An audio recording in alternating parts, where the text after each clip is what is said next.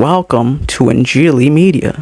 मारिया शहबाज का केस वफाकी आईनी अदालत तक पहुंचा, जबकि आमतौर पर इस तरह के केसेस रवायती कानूनी अदालतों में पेश होते हैं। वफाकी आईनी अदालत में गालिबन इसलिए पहुंचा ताकि वहां मौजूद हायर जुडिशरी के जजेस इस पर अपनी अकल और दानाई और फहम और कानून की मुनासिब तशरीह करते हुए इसका फैसला सुनाएं। यानी कि जो पाकिस्तान के कानून या आइन की जूरिस्प्रूडेंस है उसको मद्देनजर रखते हुए इसको जांचें, परखें और इसका फैसला सुनाएं। लेकिन जो फैसला आया वो नहायत ही अफसोसनाक बल्कि शर्मनाक साबित हुआ, क्योंकि वहां अदालत में मौजूद जजेस ने जिन नुकात को रद्द किया या नजरअंदाज किया वो नजरअंदाज किए ही नहीं जा सकते थे। जजेस ने सिर्फ फोकस शादी पर किया कि बच्ची की शादी हो चुकी है, लिहाजा अब उस शादी को वॉइड नहीं किया जा सकता, यानी कि उसे खत्म नहीं किया जा सकता, कैंसिल नहीं किया जा सकता। लेकिन उन्होंने ये कहा कि इस पर जो क्रिमिनल चार्जेस बनते हैं वो मुद्दई मुल्ज़म पर या मुजरिम पर अदालत में ले जा सकता है। यानी क्रिमिनल चार्जेस क्या बनते हैं कि बच्ची को अगवा किया गया तो ये पहला क्रिमिनल चार्ज है। दूसरा, फोर्स्ड रिलीजन चेंज, ये भी क्रिमिनल चार्ज बनता है। तीसरा, फोर्स्ड मैरिज जो कि एक अंडर एज बच्ची के साथ की गई है, इसको सरासर नजरअंदाज कर दिया गया ये कहकर कि बर्थ सर्टिफिकेट्स में डिस्क्रिपेंसी है, यानी कि बर्थ सर्टिफिकेट्स का मामला क्लियर नहीं है। जबकि नादरा की तरफ से जारी करदा बर्थ सर्टिफिकेट अदालत को कबूल करना चाहिए, क्योंकि नादरा भी हुकूमत का ही एक इदारा है, वो कोई प्राइवेट अदारा नहीं। तो उसके दिए हुए सर्टिफिकेट को क्यों नजरअंदाज किया गया? इसके अलावा जो दूसरा बर्थ सर्टिफिकेट था उन्होंने उसे इसलिए नजरअंदाज कर दिया क्योंकि उसमें और नादरा के सर्टिफिकेट में डिस्क्रिपेंसी थी, लेकिन जो नादरा का सर्टिफिकेट होता है वही हतमी सर्टिफिकेट माना जाता है। इसके बाद अदालत में ये सर्टिफिकेट भी पेश किया गया है जिसमें यह कहा गया है कि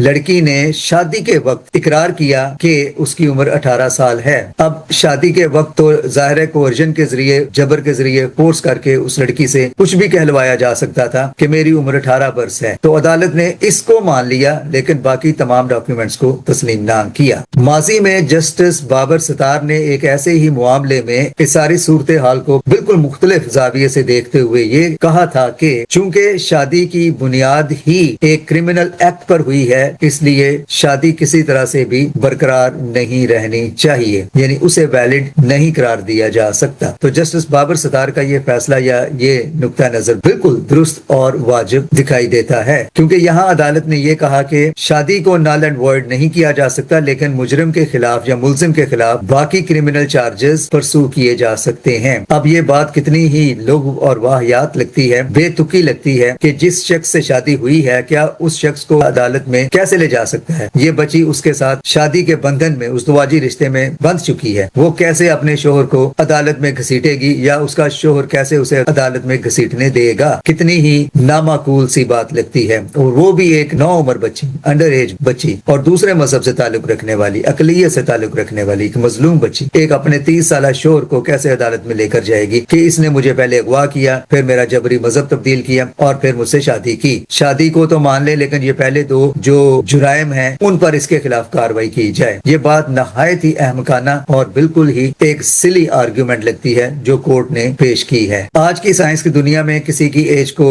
जांचना परखना कौन सा मुश्किल है? मेडिकल डायग्नोसिस करा के बच्ची की उम्र का बिल्कुल सही तायुन किया जा सकता था, लेकिन अदालत ने इसे भी नजरअंदाज किया। इसके अलावा अदालत में बच्ची के अपनी मर्जी से इस्लाम कबूल करने यानी कन्वर्ट होने का एफिडेविट भी पेश किया, जिसे उन्होंने बड़ी बखुशी कबूल कर लिया। अगरचे कि ये एफिडेविट शादी से पहले का क्लेम किया जाता है, लेकिन एक और सर्टिफिकेट भी अदालत में पेश किया गया जिसमें बच्ची के कन्वर्ट होने का एक और डॉक्यूमेंट पेश किया गया जो कि शादी के 2 दिन बाद का है। तो यहाँ एक वाज़ेह डिस्क्रिपेंसी है, ये अदालत ने बिल्कुल ही नजरअंदाज कर दी। एक और बात, बच्ची को किसी भी तरह से एक सेफ स्पेस में ले जाकर नहीं पूछा गया, एतमाद में लेकर नहीं पूछा गया कि वो हकायक बताए कि उसके साथ क्या हुआ, और जो बयान उससे मंसूब किए जा रहे हैं ایفیڈیوٹ اور دیگر ڈاکیومنٹس، کیا وہ اس نے کوورژن یعنی کہ دباؤ کے تحت بیان دیے ہیں یا سرٹیفکیٹس پر دستخط کیے ہیں؟ ایسا کچھ نہیں کیا گیا۔ ہاں، یہ بیان مان لیا گیا کہ بچی نے مجسٹریٹ کے سامنے اسلام قبول کرنے کی بات کی ہے۔ اسلام قبول کیسے کیا، اس پر کتنا دباؤ تھا، اور پھر 30 سالہ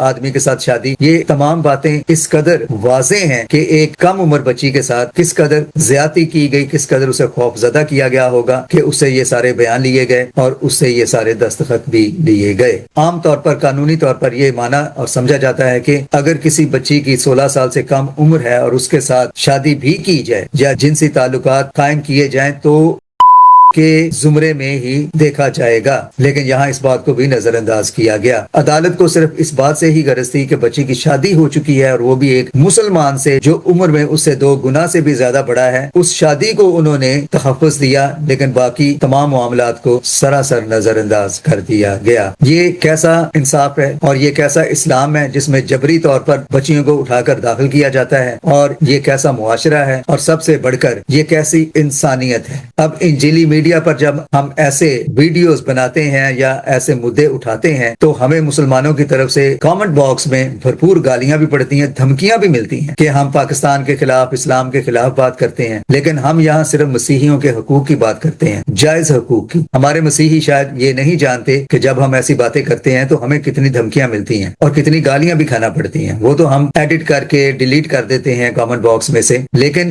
مسلمانوں کو اس بات کا بڑا زور کا جھٹکا لگتا ہے، تڑکا لگتا ہے کہ ہم ایسی باتیں کیوں کرتے ہیں، ہم ایسی باتیں کیوں نہ کریں۔ اگر آپ کی اپنی بچیوں کے ساتھ کچھ ایسا ہو تو آپ کیا محسوس کریں گے؟ آپ تو بستیوں کی بستیاں جلا دیں گے، گھروں کے گھر اجاڑ دیں گے، نہ جانے کتنا خون بہا دیں گے۔ اور یہ عدالتیں اور ان کے معزز ججز، ان سے میرا یہ سوال ہے کہ ایسا واقعہ اگر آپ کی کمیونٹی کے ساتھ ہو، آپ کی بچیوں میں سے کسی کے ساتھ ہو، آپ کی اپنی بیٹی کے ساتھ ہو، تو آپ کیا فیصلہ دیں گے؟ آپ کیا محسوس کریں گے؟ جتنی چیزیں میں نے اس ویڈیو میں بیان کی ہیں جن کو آپ نے نظر انداز کیا، کیا آپ ان کو نظر انداز کریں گے؟ ہرگز نہیں، بلکہ آپ تو ہو سکتا ہے پوری کمیونٹی پاکستان میں تمام اقلیتوں کے گھروں کو ہی خاک استر بنا دیں۔ تو خدارا، آپ انصاف کی کرسی پر بیٹھے ہیں اور آپ کی عدالتوں کے باہر قرآن شریف کی آیات بھی لکھی ہوتی ہیں کہ انصاف کرو تمام انسانوں کے درمیان، بین الناس، انسانوں کے درمیان۔ صرف یہ نہیں لکھا ہوا کہ بین المسلمین، کہ مسلمانوں کے درمیان۔ مذہب سے بڑھ کر انسانیت نام کی کوئی چیز ہوتی ہے۔ کچھ دیر کے لیے اپنے دماغوں سے، اپنے دلوں سے مذہب کا بغض، تعصب ہٹا کر انصاف کے تقاضوں کو پورے کرنے کے لیے انسانیت کو مد نظر رکھتے ہوئے انسانیت کی بنیاد پر بھی